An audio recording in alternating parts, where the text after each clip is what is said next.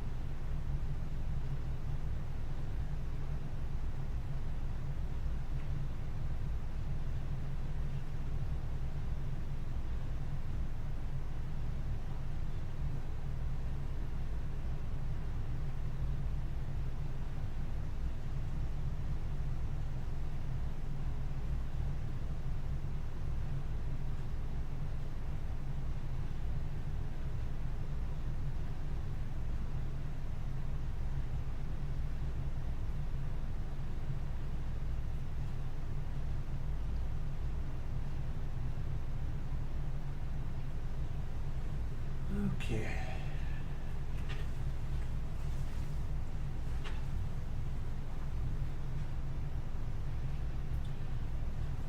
Well, I'll review the basic model again, since we have someone new to us here for the word purpose. We have two primary aspects to our experience as a humanoid being on the planet.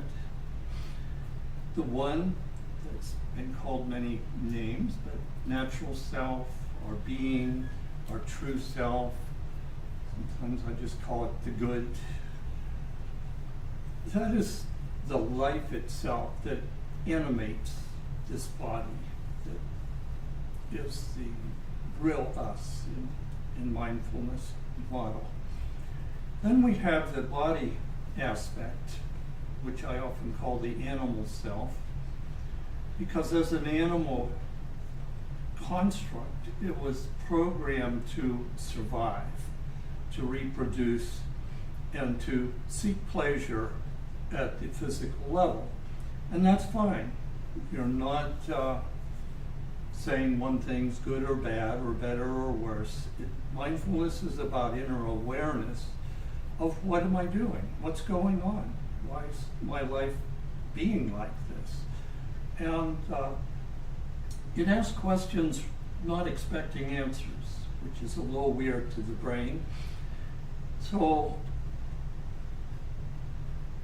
we want to, for the sake of inner peace, which is often what drives us to initially come seeking spiritual or mindfulness, what we want to do and what we can do is learn to re-identify ourselves as this inner life, this awareness itself.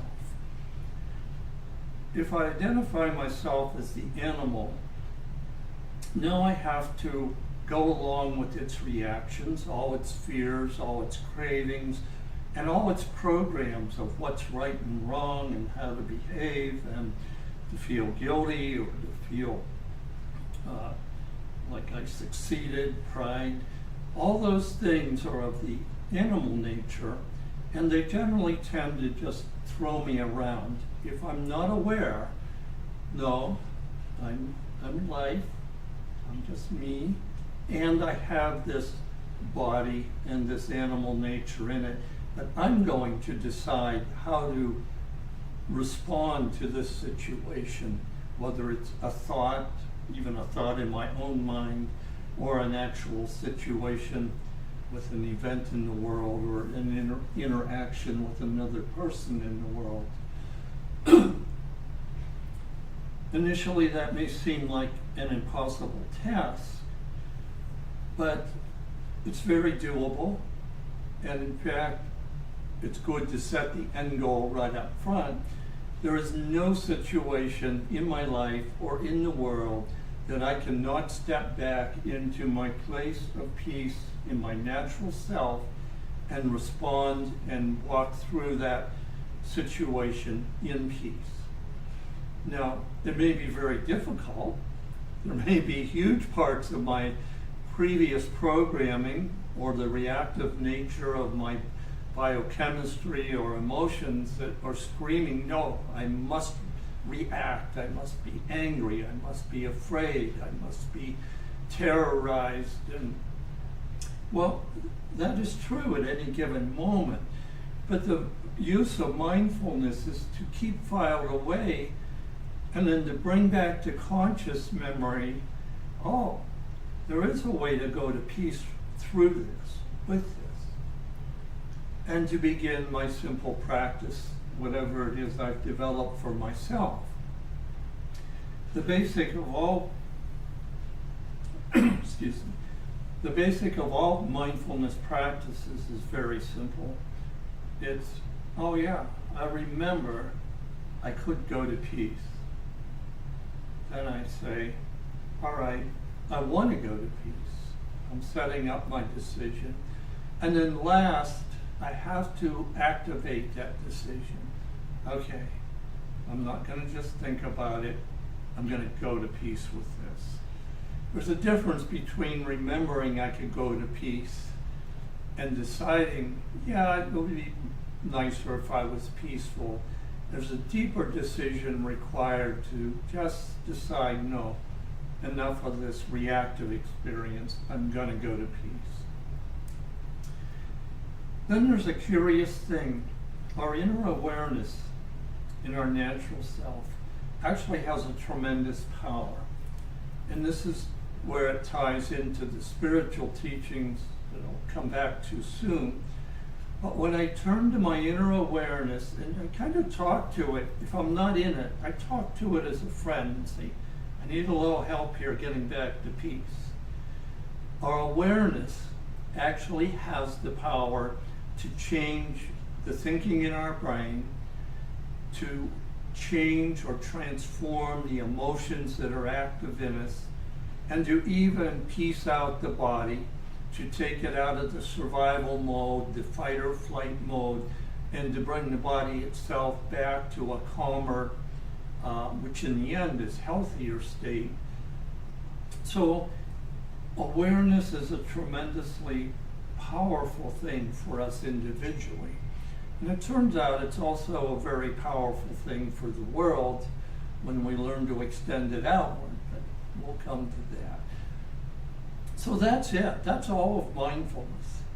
All the other books, teachers, and rumination on it is dealing with thinking about that very simple practice and deciding whether I'm going to bother to go to peace or not right now with this. So it's very boring in one sense, and our brain says, well, I need more. Well, it'll give you more. The life will give you more. Well, I say I need it, but in the end, every practice, every teaching is going to come back to this very simple thing. Oh, yeah, there's a place of peace in me. Let me drop back into that and now experience and respond to this situation from there. And that's it. So maybe 1,000 times a day I do this practice. I see a thought, a reaction pop up in my mind. I say, oh, there's my reaction, there's my thought, where's my peace? Okay. And sometimes it may take a minute, sometimes it may take a day, sometimes it may take several months, sometimes it might take 2 years. But I can still continue the practice even if my brain or emotions complain I'm not getting immediate results. And I have never seen a situation where in time awareness within a person, myself, cannot bring any situation or problem to peace. And that's what in the model for mindfulness that we set as a goal. I want to be able to get back to my peace no matter what, and I know I can. And that's the faith part of it that I need to use when I'm not feeling like it's very darn likely that this will ever come to peace. That faith grows through repeated experiences. There'll be many little things along the way. We'll realize I'm starting to get in a bad mood, and we'll suddenly remember, wait, I can deal with this in peace. And something shifts in us. We just calm. It's like, oh, that's pretty cool. That's how the inner awareness or mindfulness teaches us as an individual, through experiences, not by better explanations of this or bigger theories of how the universe works. It teaches us through a million little experiences every day along the way.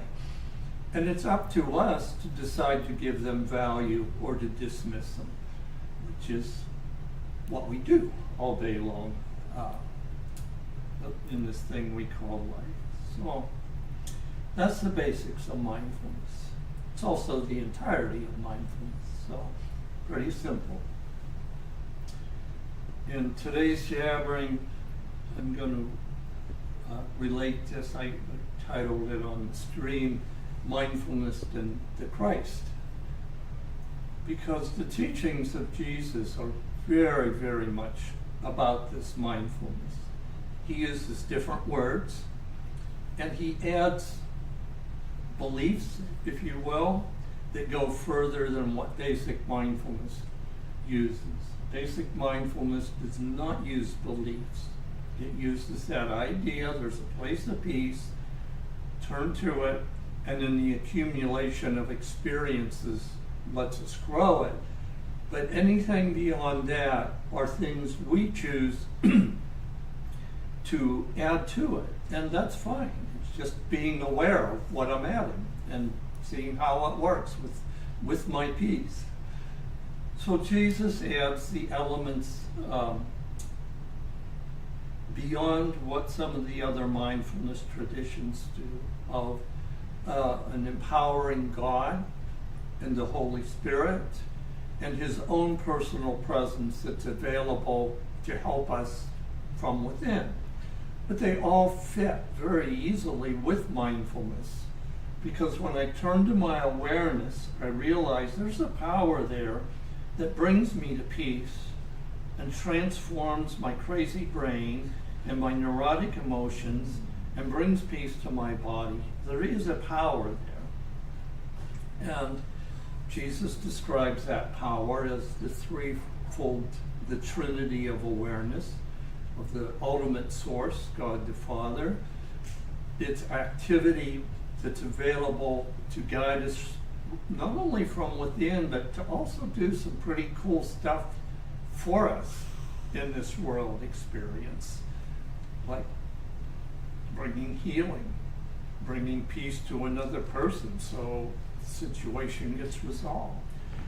And the aspect of we have a personal teacher that's going to steer us through the unraveling of our own crazy mind and our own crazy emotions, Jesus the teacher.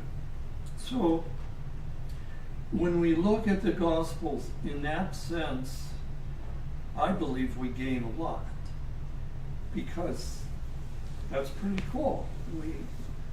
We got some help here. I'm not just here alone with my own mind, which has not always done me so good at times in the past. Just to tie in a couple other traditions, Lao Tzu in the Tao Te Ching called it the way. It's a multi-level way he talks about. It's a way of living, which is this way of mindfulness. It's always in his teachings, seek that place of peace, rest in it, turn to that. But he also teaches the way in a God-like manner, though he never calls it God, but he says the universe has a way of operating. When we operate in harmony with its way, our life goes a lot better. And that is very similar to the teachings of Jesus with God has a way. Incidentally, it's the way of love. And when we operate in harmony with that, God helps us out and life goes a lot better. Buddha left the whole God topic purposefully undefined. So I chuckle and like to point out it's the Buddhists probably pray more than any other religion on earth. So they got something going on, believing in this power that they feel within through awareness. But Buddha definitely actually said, don't call it God, because as soon as you do, you're giving it your label on what it is and how it operates, and you're limiting it. So just feel its presence within you, soak in that, and then will to extend that presence outward. So that brings us to the other key element of basic mindfulness, and where it ties into Jesus a lot. When we are in our true self, our natural self, we are in a place of peace, and it has curious qualities. The first one is it's curious. It's a very animated sense of life. Like, what's going on here? Kind of like the Four Non-Blondes. What's going on? It lives in a constant state of interest and excitement. It lives in a basic state of joy, maybe a very quiet joy, but it's still like, oh wow, this situation's really screwed up. This is interesting. Okay. There's a joy in facing any experience in life. It lives in a sense of peace, like, yep, this is crazy, wonder how I'm going to get through it, but here I am, and there's a peace, which is also tied to faith. Again with Jesus, you have a lot of faith, or have faith. It's that peace of our natural self that is the basis of faith. And somehow it's crazy, but all right, let's see how it goes. And I know there's going to be a way through it. And this inner state has a sense of compassion. It looks out and it wishes well for everyone and everything. And that is a very key identifier when I need to check myself and say, am I in my awareness, or am I stuck in an emotion or my brain? If I can feel that sense of extension in compassion, it's like, oh, yeah, there I am. That's my better self. Let me stay oriented to that. Let it give me thoughts. Let it choose which emotion I need to use. Okay, there's the extension. I don't want to shoot you. I may want you to go away in all the love, but it's not desiring anything but wishing well for you as well as for me and those I care about. That is the most useful key. And Jesus taught it repeatedly. That the first commandment, love God with everything you got, and love your neighbor as yourself. And that's what the extension is about. In mindfulness words, loving is wishing well for. And if we leave it that simple, we can do it. If we think it has to mean some kind of emotional response, or getting rid of my emotions that hate you, or are terrified, or are angry, they may still be there, but I can still find a place in my awareness where, all right, I'm not liking this, but I wish you well instead of wishing you dead, or especially instead of wishing you to suffer. The human animal self is a bizarre component of it that actually wishes pain, punishment, or suffering on other beings. That is not of God in its pure form. So then throughout the Gospels, Jesus reminds his disciples and others he's talking with, love one another as I have loved you. That's the core of Christianity. It's not often used or taught in many Christian settings, and I am rude about this, but a person in Calcutta that has never looked at the Bible and has no concept of Jesus as a friend or teacher, but who stops to help a homeless person on the street, is more Christian than a lot of churches in this world, especially in this country today. To be Christian is to follow the love of the Christ within us. And I would say from the mindfulness view, that awareness within us, that love, comes from the Christ within. The Christ is a word Christianity has put on that inner love that we can sense and connect to. What it is something we explore and find out more about every day as we live this stuff.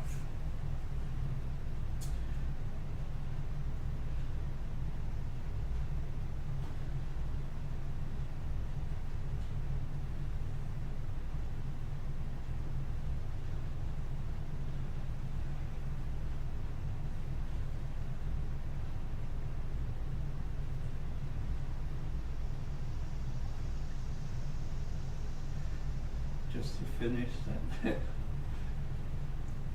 the example I used of the person in Calcutta extending love is the Christ. So he could be called a Christian. And Stefan has shared that the early term Christian in the early days was actually a slam on the Christian, on the people acting Christ-like. It meant a little Christ, but they were making fun of it. Oh, you think you're a little Christ. You're being kind and nice to people. The word today equivalent to that is woke. People in this country now are being slammed for being woke. Oh yeah, because you're nice to people. You're considerate of others. So being woke very much correlates to being Christian.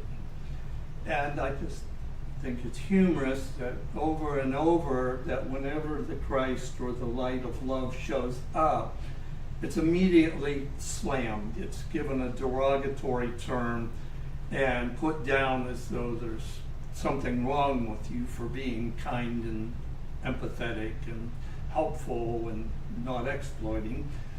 So, just an observation I thought I would share.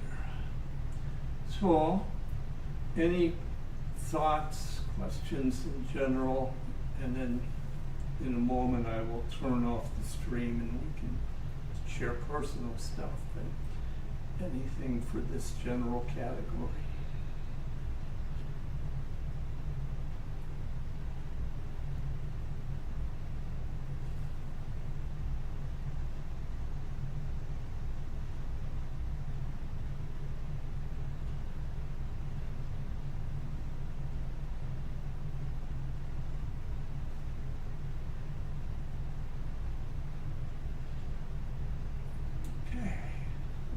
Out there, have a good day. See you next time.